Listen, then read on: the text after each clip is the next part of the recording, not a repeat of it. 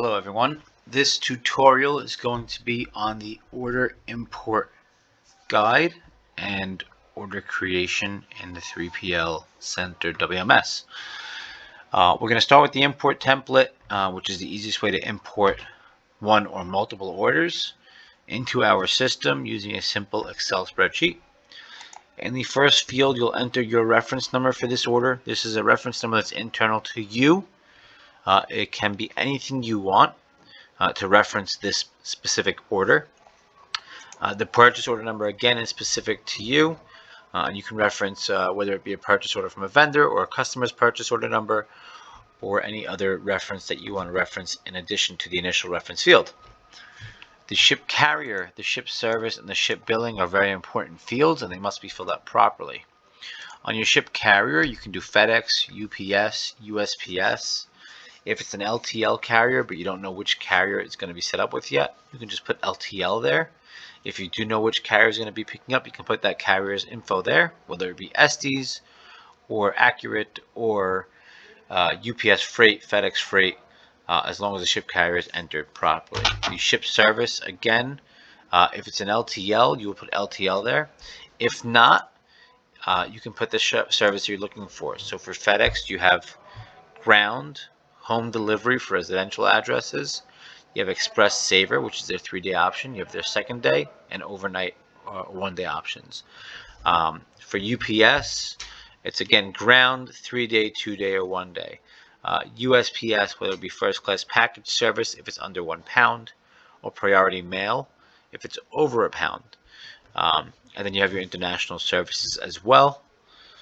And then your ship billing is also a very important field. It lets us know who we're billing the freight to for these shipments. So if you hover over ship billing, it will actually give you the fields that are applicable per carrier. So for FedEx, you have collect, recipient, sender, and third party.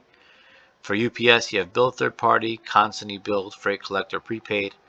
And for standard carriers or everybody else, it's bill third party, freight collector, prepaid. This lets us know who's paying for the bill for your freight. Prepaid means 3PL pays it and we would charge you back for it. Collect or constantly billed or recipient means it's being billed to the person that it's being delivered to. And then third party or bill third party means it's billing to a third party account number, which you'll provide in this order import template. If you are billing third party, you must put the third party account number here in the ship account field. If you have a required earliest ship date, you can put the ship date here. If you have a cancel date, means the order, if it doesn't get shipped by a certain time, needs to be canceled, you can put that date in here. Notes are internal to the warehouse, so any notes you want the warehouse to know, whether you want to try to consolidate packaging, you want to make sure to put a certain label on the package, or any other special instructions or notes for the warehouse, you would put here. In the ship to information, if it's going to a residential address, please have the ship to name filled out. And you want the ship to company, address, address to, city, state, zip, and country. All fairly simple fields to fill out. Make sure when you fill in this ship to zip code that if there is a leading 0, that when you save the document, the 0 stays. So if you do 07723, for example, Excel will automatically change it to 7723. So you may need to go in to format your cells and change it to text and hit OK and then re-enter that, and you'll see the 0 now stays and is saved in that position. So when you import that order, it imports correctly. Without that, we'll have to correct every order, and it's cumbersome and there's charges involved in that. Your ship to phone number should be the recipient's phone number. Ship to email is the recipient's email. If you have a customer ID, a department number, retailer ID, you can put that in here as well and it will populate on the order.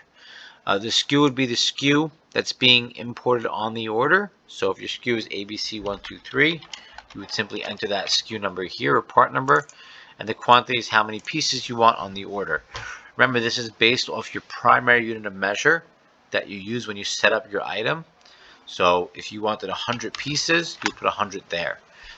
If your primary unit of measure is packed 10 pieces per box, you would put the 100 here, and it would translate the information in our system to 10 cartons. So always put your primary unit here that you set up in the 3PL system when you did your item setup. These other fields here, carrier notes, are notes to the carrier. They don't get used by any small parcel carriers and don't come up anywhere with small parcel shipments.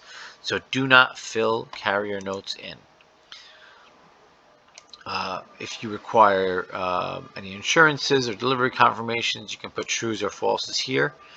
Most of our customers do not put that information there.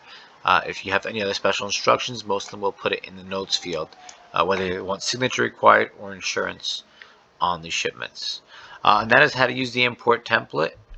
I will fill this one out for you and show you how to go ahead and import that into the 3PL system. Now that we have created our order import template, we are going to go ahead and import the order into the 3PL system. Once you're logged in, you're going to hit Orders, Import Orders.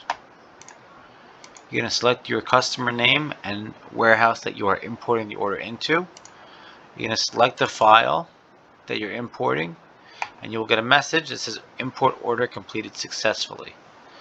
We can go to that order in our Find Orders page. You will see it here, Test Robbinsville. We can look at the order summary to see the details of that order, including the ship to information, if there's separate billing or sold to information as well, the SKU and quantity requested, the service type, carrier, billing information for the order can be found here. If you need to attach documents to the order after you import it, you can hit the attach files and you can select files to import onto the order just like that. Now there's documents attached. So if you had a note that said use attached shipping labels, you can then attach the shipping labels to the order through that method. Now to create an order manually, you can hit the create, or you can go to orders and create order. Again, you can select your customer, the facility you're importing to, and you can give your own reference number and hit save. Once you save that, it opens up a new order for you that can be edited until we create all the information on the order and mark it as complete. So the company name will be Test, the address 123 Test Street, the country United States,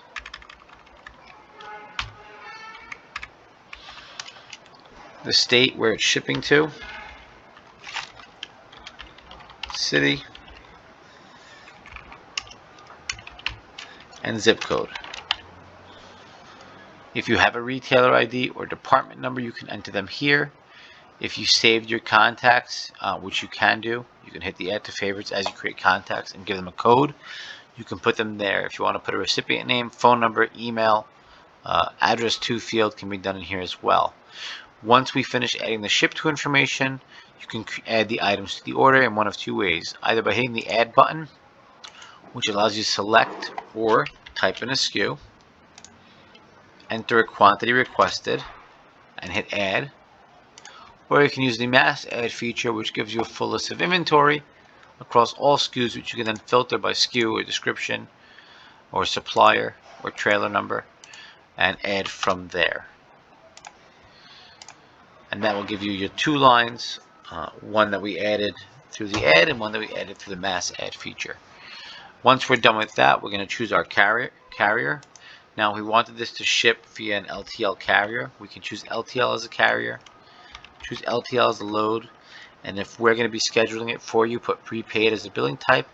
Otherwise, put bill third party. Warehouse instructions, you can say, please send me weight and dimensions, or you can say, please use attached labels, or please let me know when it's ready. Now, these are any instructions for the warehouse. Like I said, the carrier instructions do not pass over to the warehouse, so do not enter instructions in the carrier field. If you have a BOL number or a load number that you want to put on it, or anything else that you know is going to be applicable to the shipment, you can fill it out here.